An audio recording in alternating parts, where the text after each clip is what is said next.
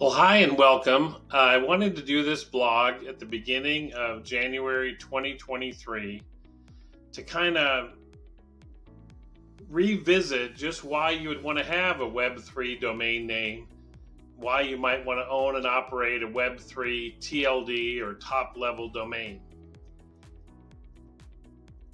And I think a lot of this is still coming to fruition.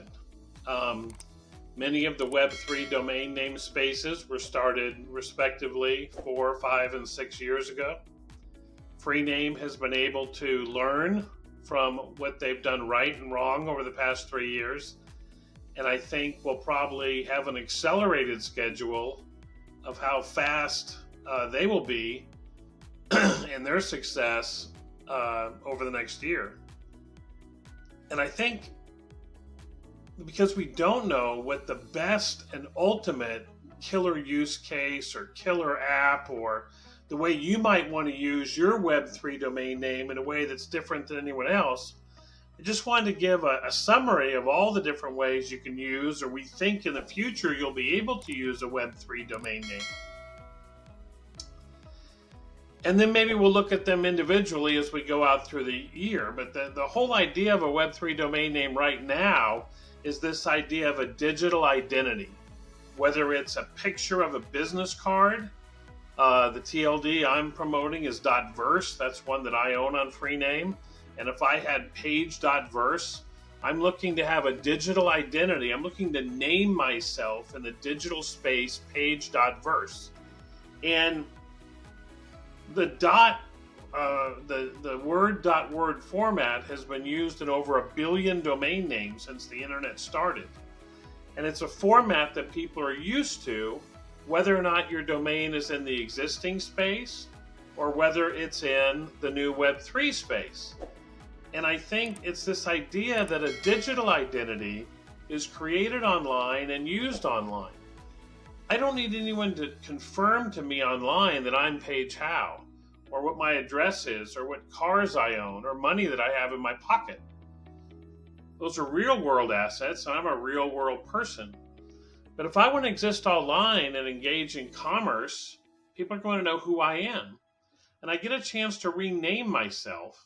And using domain names is a chance to rename yourself both for the benefit of the brand, who you want to be, like an actor or an actress that takes a stage name, or a writer who takes a stage name, or those of you who have social media accounts, you have a username. And a lot of times you were forced to get a username that was left after hundreds of millions of people chose their name. And you've got a chance now to set up a digital identity in namespaces where not every great name is taken.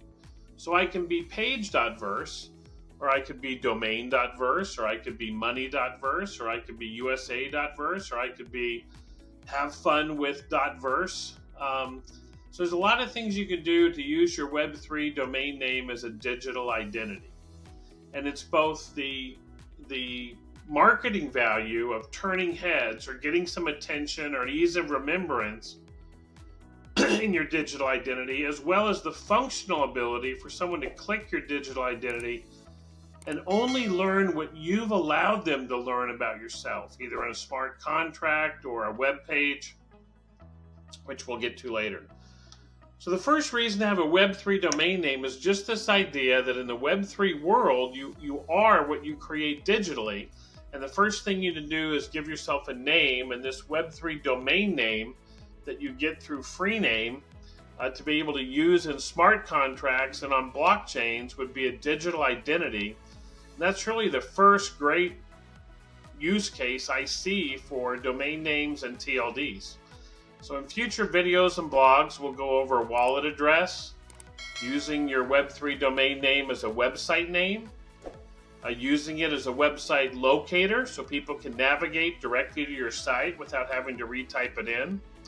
Sometimes you might want people to access a file, so you can use your Web3 domain name as a file locator. And we'll go over the rest in our next video. Thank you.